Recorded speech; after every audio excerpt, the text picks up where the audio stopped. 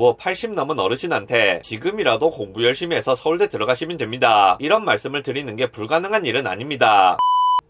빅튜브입니다. 중학생을 데려와서 공부를 하라고 이야기를 하면 그 학생은 뭐라고 하겠습니까? 공부하기 싫다고 할 겁니다. 그런데 어르신들을 보면 젊었을 때 공부 좀 더 열심히 할 걸 하고 후회하시는 분들이 한둘이 아닙니다. 저는 이게 참 비극이라고 생각합니다. 우리가 무엇인가를 하고 싶어 하거나 하기 싫어할 수 있습니다. 이게 평생에 걸쳐서 변하지 않는다면 우리는 인생의 목표나 방법을 젊었을 때 잘 세운 다음 그대로 쭉 따라갈 수 있을 겁니다. 문제는 우리가 원하는 것이나 원하지 않는 것이 그때 달라진다는 겁니다. 요즘 출산율을 보면 절망적입니다. 그런데 제 또래분들이나 저보다 나이 좀 있는 분들을 보면 오히려 자식을 원하는데 잘 안 돼서 그게 고민인 분들이 많습니다. 노력을 해서 자식이 생기면 괜찮은데 나이가 들면 잘 안 될 확률이 높아집니다. 나이가 들면 리스크와 비용도 한참 올라가게 됩니다. 아이를 낳기에 적당한 나이일 때는 아이를 낳고 싶지 않고 아이를 낳고 싶을 때가 되면 아이를 낳기 어려운 상황이 되는 겁니다. 안타까운 일입니다. 앞서 말씀드렸던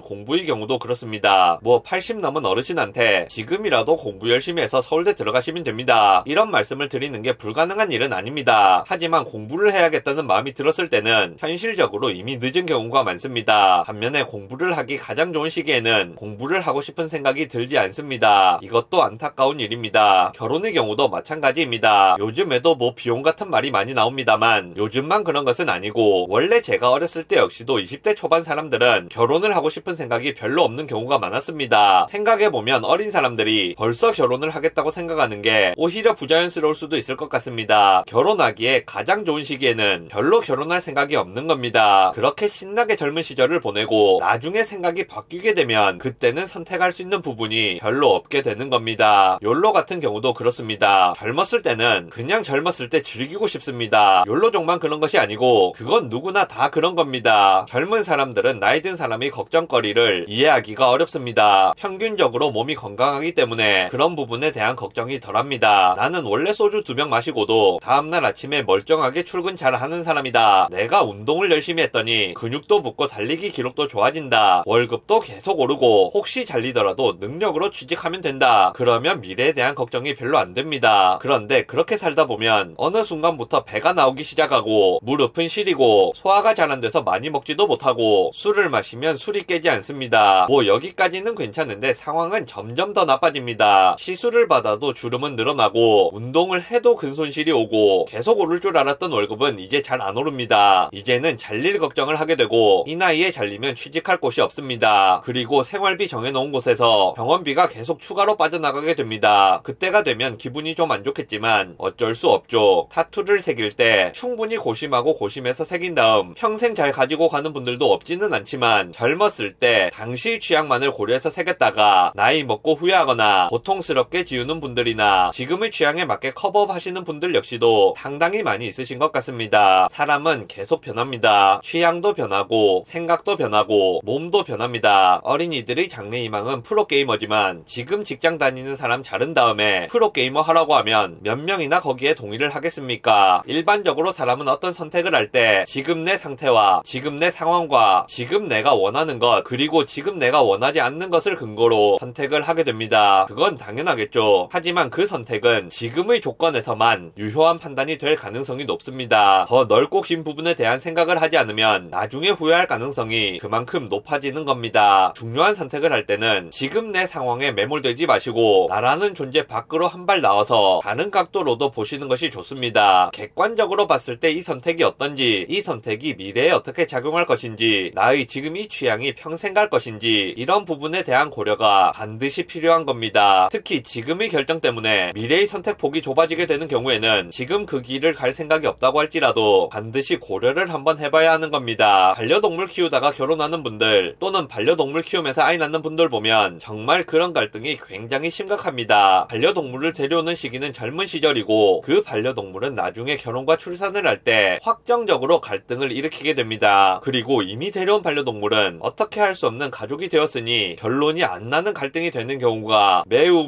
많고 흔합니다. 예상 수명 20년짜리 강아지를 데려올 때는 앞으로 내 인생의 20년 살게 그 강아지를 넣어서 그림을 그려야만 하는 겁니다. 내 강아지가 아니었던 강아지는 그냥 내 강아지가 아니지만 내 강아지가 되고 나면 내 20년 인생 설계를 바꿔야 합니다. 개 한 마리 키우는 게 아니라 나의 미래 전체를 바꾸는 큰 선택을 하는 겁니다. 이 강아지와 맞는 배우자를 선택해야 하고 이 강아지를 키울 수 있는 집에서 살아야 하고 이 강아지를 보호해줄 수 있는 분이 없다면 여행도 길게 갈 수 없습니다. 먹는 것, 자는 것, 입는 것, 구할 수 있는 집, 만나는 사람 모두 다 반영이 되어야 하는 겁니다. 내 인생 자체가 이 강아지에게 맞춰져야 합니다. 그런데 그 강아지를 데려오는 시점에서는 거기까지 생각하지 못하는 경우가 많습니다. 강아지를 팔거나 분양하거나 잃어버리거나 강아지가 갑자기 죽어버리지 않는다면 확정적으로 발생할 문제인데도 말입니다. 영상 요약하겠습니다. 사람은 변합니다. 상황도 변합니다. 내가 지금 이 시점에 가장 합리적이라고 했던 선택이라고 할지라도 나중에 다시 돌이켜보게 된다면 후회스러운 경우가 많이 있습니다. 중요한 선택을 할 때는 지금 현재 상황의 나에게 매몰되기보다는 좀 더 넓은 시야를 가지고 좀 더 템포를 길게 잡고 하시는 편이 도움이 될 것 같습니다.